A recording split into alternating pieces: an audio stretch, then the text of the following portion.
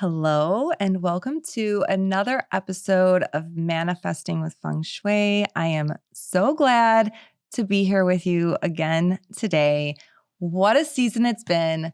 Season 7 was just so much fun to record and just so much fun to hear from you and engage with you this season. I just received so many messages from all of you. I've read every single review that you've left on Apple Podcasts about this season. And I just appreciate you just being so receptive to everything that I shared this season. I know it was a little bit different, and I shared a lot of different pieces of how the 2025 year of the snake has just really challenged me in some ways, but has also been such a beautiful unfolding. And I'm just so grateful for this community. I just feel like the most conscious and expansive light workers just feel so drawn to this community. And it's really fun to be surrounded by people who have big dreams for themselves and are willing to take a risk and take a chance on themselves. And that's my intention through this podcast, through my work, is to really give you some tangible things that you can do to set your intention and literally design the life that you deserve and step into what it is that you truly desire.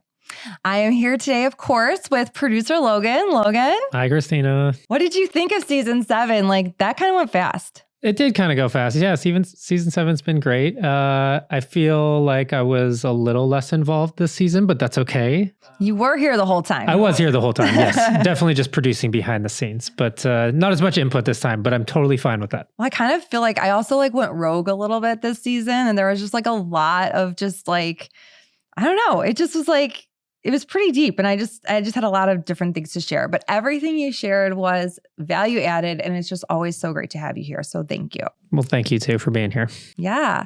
Well, today we're talking about literally my favorite topic. I live in the world of following signs to help me take inspired action. And I genuinely feel like I'm calling this 2 keys to take inspired action by following the signs from the universe. And I really do feel like I'm handing you keys right now. The reason being is because this is the method and the world that I've been living in for years. And it's helped me to take action when typically I might have maybe stepped back in fear. And it gives me confidence knowing that when I receive a sign or when I receive confirmation from the universe, it gives me so much peace to know that I am being divinely guided and supported by a power far greater than me. And I want the same for you. I first learned about, and so these 2 keys, there's actually 2 layers to this that we're going to kind of get into today. Number 1 is, how do we receive signs from loved ones who have passed that are trying to let us know that they are with us, and then also to help us, to comfort us as we make decisions in our life? And this question really came up through my Quantum Leaper Mastermind is one of my most precious portals that I take people through this container of the most advanced wealth adjustments. We go through my Quantum Leaper methodology so you can work softer, make more money. I mean, we literally have people who have received multi-million-dollar business investments. That was hot sauce for her glamping business. She received a multi-million-dollar investment. We have someone else who is going to be selling her business. She's on the final rounds of actually selling her multi-million-dollar business. And then even one person was gifted a car. Another person went on Wheel of Fortune and won $73,000. Magical stuff happens in the Quantum Leaper Mastermind. It's so much fun. And I just wanted to put that out there. That is my most in-depth program that I offer right now. And I just want you to know, there will be another cohort in the fall, and you are more than welcome to join me. But what I wanted to share is that one of the women in the most recent Quantum Leaper Mastermind, her name is Holly, and she really inspired this topic because she was asking, she had recently lost her father. It was like the 1-year anniversary of his passing, and she wanted to know how to connect with him. And so I talk a lot about how, in particular, my grandmother, Gigi, I call her, she has been like a guide in my life. And like, I get signs from her every single day. There's like not a day that goes by that I don't see something that reminds me of her. So, Holly had asked this question, and I wanted to share with you exactly my method, for connecting with loved ones, when I need a sign, when I need comfort. And especially like the best part about this whole story is Holly asked me this question. And then on the 1-year anniversary of her father's passing, she sent the Quantum Leaper Mastermind group chat a picture of a duck sitting next to her pool in Florida. And she said, my father used to love duck hunting. And she said, today's the passing of his 1-year anniversary. She's like, I think this is my sign. I was like, yes, Holly, for sure. That is your sign. But I do want to like walk you through, I have a couple other stories and methods to like help you to connect with loved ones and like, how do you know what the sign is going to be? And I want to help you through that. And then secondly, how do you ask for a sign for action or inaction? So like, it can be something super simple. It could be something really big that you're looking for a sign for, but like, there's a method that you can literally ask for a sign or confirmation from the universe for you to take action or inaction on something. And like, literally, you guys, like, I have been using this method for so long. It goes all the way back to like 2021, like when I literally handed Allison Victoria my business card.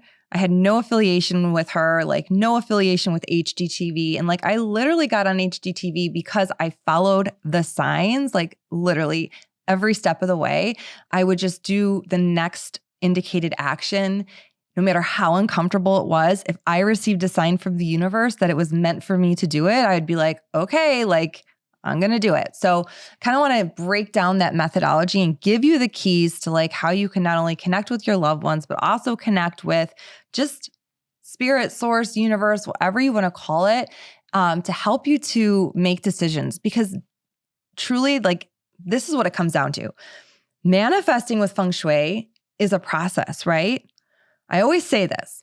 Your job is to set your intention. You have to be bold enough to claim what it is you desire. Then do a Feng Shui adjustment to solidify that. And then you have to trust the universe to fill in the details. You have to trust the universe to catch up with your dreams. But here's the thing.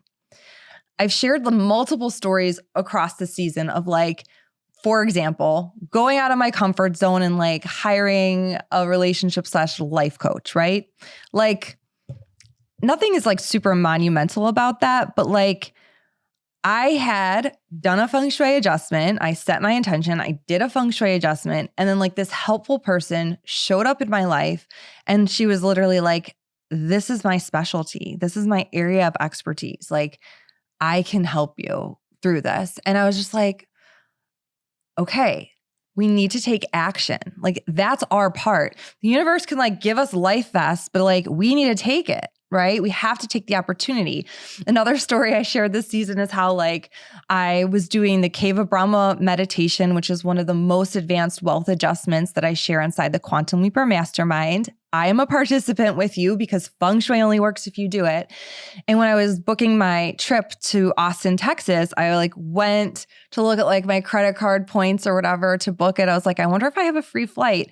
Sure enough, had a free flight. And I had enough points for first class.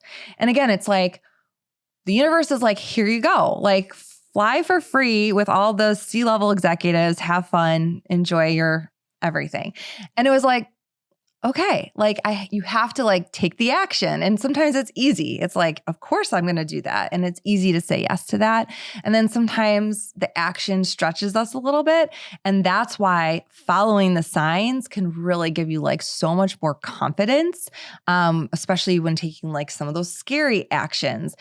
This season, I had my friend, Dr. Amanda Lewis, on the podcast who, wow, she's done a lot of big, scary things. Like she, left a marriage that she was unhappy in. She left a thriving dentistry business to go off on her own and like create a product that she believed in that would help people. And she just followed her own path. Like those are scary, life-changing decisions, fork in the road things that she did.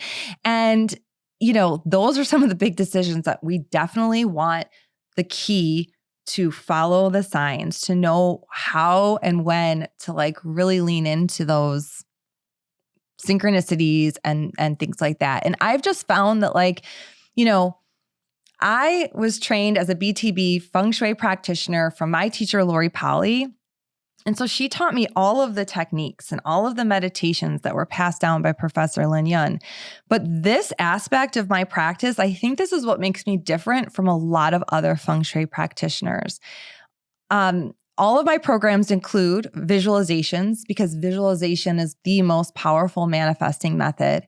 And secondly, if you are in any of my programs, then you're really going to get my guidance on like, how do you know when to take the inspired action? How do you know when to pause?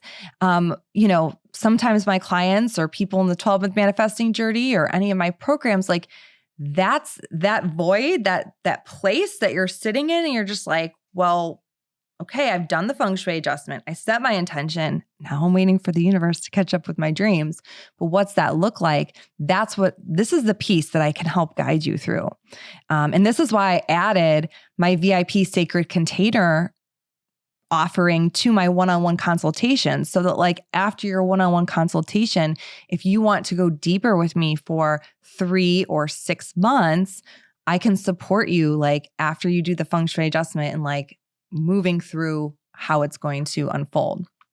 So that being said, let's go into the 2 keys to help you to follow the signs, especially when it comes to like identifying like a sign from a loved one, and then moving into how do we notice signs and synchronicities to help us to take inspired action to get us closer to what it is that we desire. Okay, so first and foremost, I told you about Holly. She didn't know how to like ask for a sign from her father. And then the duck came. And so for me, like my advice to Holly would be like, Holly, that's for sure your sign. So like if you ever see a duck, picture of a duck, something on TV, like that is a sign for you that he's close to you. And spirit will use your cell phone. It will use books. It will use like literally anything. You can turn the channel to the TV channel, like the more you second guess it, the more you're just going to get in your head about it. But like literally, like if you see the sign, like it's there for you.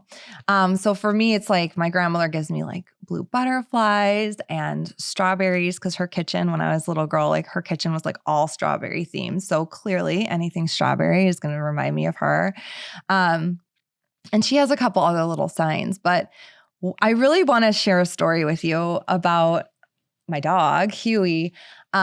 This was like the wildest, like most like stunning synchronicity that I've experienced. I just feel like, again, like sometimes I'm like, I'm too in this like 5D world. Like I just live in this other like dimension sometimes when it comes to this stuff because it's just so natural because I've been doing it for so long. But in 2020, oh gosh, years are like escaping me. Let's say 2023, I think. Huey, we had Huey for a while. He, I think, was like 11 or 12 years old. He was this like chocolate brown lab hound mix. He was literally like my very first dog that I ever had. We had adopted him. He was like hit by a car when he was a puppy. And so we had to take him to rehab for his hip. And he was just like the sweetest soul, like would never hurt anyone. Huey was like, he like would hoard, he did have his quirks though. Like he would hoard all the tennis balls. We lived in like the South Loop of Chicago. So we'd like take him to this dog park right across the street from Soldier Field. It was really fun. He'd play with all the other dogs. Super fun. And then like, but if he stole a ball, like you would never get it back and he would take it home. And he was just like, he would steal so many things. But he was so funny and he was just the sweetest dog. And it was the first time in my life that I had ever experienced like adopting a dog and then like experiencing the whole life cycle of a dog, which is like it's like the worst day ever, the day you lose your dog, of course. And so it was like right before we lost Huey. I was so sad and I was like literally sitting on my phone, scrolling social media, and a dragonfly popped up on my phone. And it talked about like the symbolism of a dragonfly and what it means. And immediately I was like, okay, Huey, like that's your sign for us. Thanks. And like, I just knew it. So Huey passed and showed us lots of dragonflies. And like within a week of him passing, he like gave us a rainbow in the sky. And it was like around Halloween time. I just remember it so perfectly. And he was just the best. Well, after Huey passed away, my husband really wanted to get a purebred for some various reasons. And he really wanted an English Springer Spaniel. And he found this breeder in Alabama. And we had arranged we have her now. Her name's Junebug. She's sweet. She's very different than Huey. But she was born like May 27th, and she just had her 3rd birthday. And we met her in Pennsylvania to go pick her up because that's where my husband's from. It was like after our beach vacation. And when we picked up Junebug, the breeder who we had been in contact with for weeks and weeks, like anticipating Junebug's, like when the puppies were going to be born and then looking at the puppies and choosing the puppies. When we met the breeder had like a dragonfly like tattoo on her leg. And I was just like, oh my God, Huey brought us June, like of all the things. And it was just like this gorgeous, the most special moment. Sometimes I wonder, I'm like, June, are you Huey? Did you reincarnate as Huey? But I don't think it is. I just think he brought us Junebug. But like, that's how spirit works. And I just feel like if you feel any sense of like grief or disconnect from loved ones, like this is just such a beautiful practice that you can do. And it can make you feel connected to those who have passed, and you don't have to overthink it. You know, I got signs because of Instagram, to be honest, for Huey, but like I also just picked a sign for my grandmother because she always had strawberries in her kitchen. You know what I'm saying? Okay. So then the second key to really following signs, and this is really more, I mean, you can ask your loved ones for a sign, for their sign, if you should take action. But in the past, like what I've really done is just ask the universe for a sign when I'm looking like, should I do whatever it is? I'll give you like a specific example. I actually think it's so fun when I think back to how again, I practice Feng Shui. It's been over a decade since I've been practicing Feng Shui, but like in conjunction with being this Gabby Bernstein spirit junkie, like Gabby, if you're familiar with her work, she's one of Oprah's new thought leaders and she's super spiritual. She's been my spiritual teacher for over 6 years now or something. And I just really, I resonate with her work and I follow her work really closely. And when I combine that faith and trust in the universe by following the signs and combine that with my manifesting practice with Feng Shui, it's just like this really magical space that like anything is possible.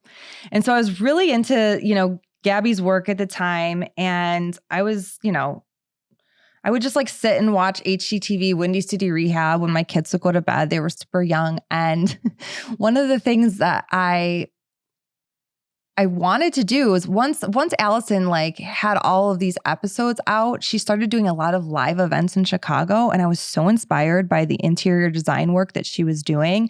And in my opinion, I've always seen how like Feng Shui and interior design are this beautiful combination because you can create an intentional space that's beautiful, right? And so I asked the universe for a sign like multiple times on different occasions, like, should I go to this event? And like, sure enough, I'd be like, let's just say something like super specific. Like I would make stuff up. I'd say like, show me like a bluebird and a butterfly. And then like, if I would see it within 24 hours, it would be so glaringly obvious. And I'd be like, okay, I'm going. Like, and I'd be like, all right, Andy, see you later. I'm going to go to this event. I got to go meet Allison. And I would just do these things. And the culminating moment for me was I had already given Allison my business card.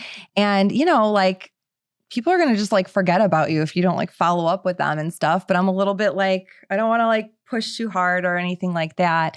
And so one of my favorite signs that I received is like when I was sitting in a coffee shop and I looked out the window, I was debating whether or not I should follow up with Allison and offer up something that I had never offered up before to her. Of course, I wanted to work with her on the design and the intentional design and manifesting with Feng Shui. But I was like, let's take a new approach. Let's go to the space clearing aspect. And I asked for the sign of an owl. And when I like looked out the coffee shop window, I saw a license plate with the word owl on it. And I was like, well, you can't deny that. Like, that's a sign. Like, I got to send the email. And sure enough, I'm sure there was lots of other signs that I continued to follow. The next time I saw Allison, she brought up that exact email that I had written her. And that's exactly how my opportunity came to go on HGTV. And so I share that story just to be like, okay, like you can go from like just sitting on your couch watching a TV show to like being on the TV show. Like it really is possible. Anything is possible if you are willing to set your intention, do the Feng Shui adjustment, see what opportunities present themselves. But it's going to be up to you to take that inspired action. And if you're nervous or you're doubting yourself, because if there's anything I've shared with you this entire season, I hope that you can see that there's been layers of self-doubt, so much I could get into of like ways that I've had to double down on myself over and over again, feel the fear and do it anyway. And just because I get a sign doesn't mean I'm not scared and doesn't mean I don't do it, right? But like when you do get that sign and you get that confirmation from the universe, like the universe can only speak to you so loudly and whispers and signs, and they'll give it to you, or I say they, like your guides, your angels, your guides, whatever, they'll give it to you. But it's like, as spirits having this human experience, it's going to be up to you to say, okay, like this doesn't necessarily make logical sense to me in this moment. And I'm a little bit scared, but like you're showing me this path and like trust it. You know what I'm saying? So I hope that that's helpful to you. Again, it's like, this is like I feel like you're like at the next level of manifesting with Feng Shui with me here, because it's like, you can get the free mini course. Like the free mini course is always linked in the show notes. It's a 3-step manifesting method that like helps you to like literally start manifesting with Feng Shui today. And there's a visualization. But then, of course, that next level, and this is the support that I feel like most people desire, and this is like what we all need, is like, okay, I've done the Feng Shui adjustment. And sometimes the universe responds really quickly, and it's super fun and fascinating to hear all the stories of all the abundance and things flowing in so quickly. But oftentimes, especially when you're calling in more complicated things, like when people are like coming to me, they're looking for like a relationship or like, and not just a relationship, but like a soulmate partnership. It's like, okay, that's big. Like it is not going to just be like, I did this adjustment and all of a sudden like it happens, right? Like this is going to require you to like take inspired action that can feel super uncomfortable and super scary. And that can go for like changing your career and all sorts of areas of your life, right? So I hope that this served you. It's been like such a joy to be here with you in season 7 of the podcast. Logan, thank you so much for being here. I know like it didn't loop you a ton, but like it's been so fun to like be in your space. Your space is it's just beautiful. And it's just always, it was really fun to have like a guest come in here to actually experience it. And she echoed everything that I've always said, which this space is just like a sanctuary. So thank you for creating this space for us. Of course. It was lovely having you again for the season. Lovely spending the day with you again. So thank you too for trusting me with producing your podcast. Of course, anytime.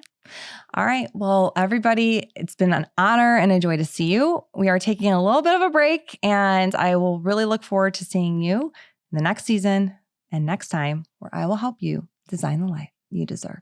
See you soon.